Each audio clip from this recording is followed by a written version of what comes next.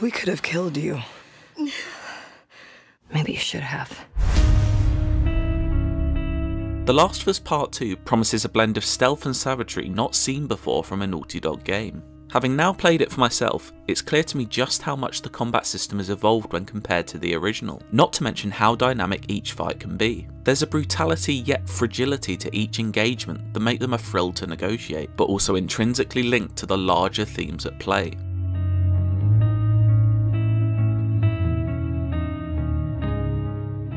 Staying hidden and striking from the shadows is heavily encouraged at the beginning of any encounter. Tall grass is often Ellie's best friend, although it doesn't make her completely invisible to enemies. The AI are smart, let them get too close, and even if you're lying down motionless, they'll spot you. And bad news often follows. Being proactive and constantly on the move proves successful for me, as I bypass some enemies before ultimately having to strike. In my time of The Last of Us Part 2 so far, I've discovered that if one thing is for certain, it's violence. It doesn't want you to necessarily play it like a traditional stealth game, but actively engage in the action and become a violent participant in its world. Even the silent kills speak loudly through violence, as Ellie stabs enemies in the neck as the camera hangs on both of their strained facial expressions. Her victims' eyelids poetically making their final few flutters next to the butterfly now tattooed on Ellie's forearm. A familiar but more streamlined crafting menu that offers many more options than the first game directly influences your chosen playstyle. I found the new pistol silencers particularly useful, but kept reminding myself that they only last for 3 bullets at a time. The gunplay in Part 2 feels majorly improved on the previous game's efforts, with every pull of the trigger feeling hefty and purposeful.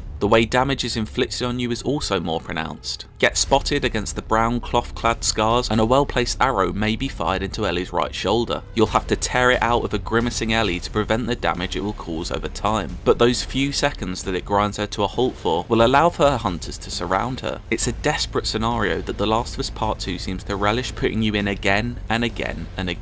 You get a real sense of the impact as Ellie when you're shot in The Last of Us Part 2. Shots leave you temporarily incapacitated and struggling to get back onto your feet. The heavier the caliber of ammunition, the bigger the fall as well. It's another improvement on the original that further makes each encounter feel genuinely life-threatening. Quick Throw is an ability that uses an object to temporarily stagger enemies, allowing you a brief window to go in for a kill. It's particularly useful when faced with onrushing infected. More on them later. It's equally effective on human enemies though, if you want to get in close and sink a melee weapon into them. The sound design adds extra weight to these actions as you feel and hear flesh being unpleasantly hacked into. After clearing an area, a freshly blood-soaked Ellie is now free to scan for any items that will aid her in the next battle, then clamber down to the next arena where a new set of threats patrol, and so begins the violent cycle again. Crucially, each of these encounters feels different to the last. Sometimes you just don't have the resources to go toe-to-toe firepower wise, forcing you to slowly and silently take each enemy down one by one.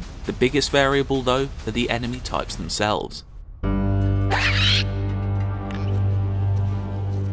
In the roughly hour-long section I can discuss here, I fought 2 different human enemy factions. The aforementioned mysterious Scars, who favour crippling bows and arrows and heavy melee weaponry. Coming up against these axe or sledgehammer wielders provide moments for the vastly improved melee combat system to shine. For a series of well-timed dodges and strikes, you can eventually get the better of your opponent. They're often bruising affairs where you feel every punishing blow. The other human enemy group, known as the Wolves, favour guns and utilise attack dogs that sniff you out by following your scent.